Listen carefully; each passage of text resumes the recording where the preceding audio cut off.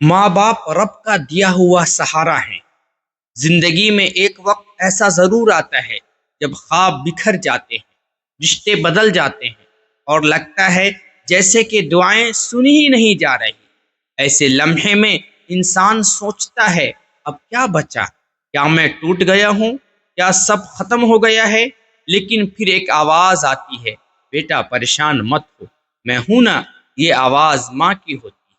اور پھر ایک ہاتھ کندھے پر آتا ہے جو کچھ نہیں کہتا لیکن دل کو سکون دیتا ہے۔ یہ ہاتھ باپ کا ہوتا ہے۔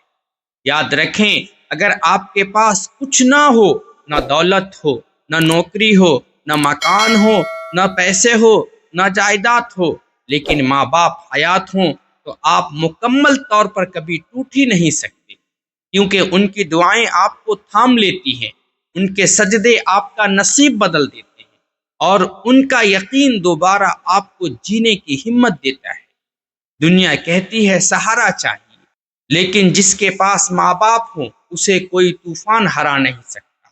یہ ماں کی گود اور باپ کے سائے کی طاقت ہے جو ہر بار آپ کو گرنے کے بعد دوبارہ اٹھا لیتی ہے۔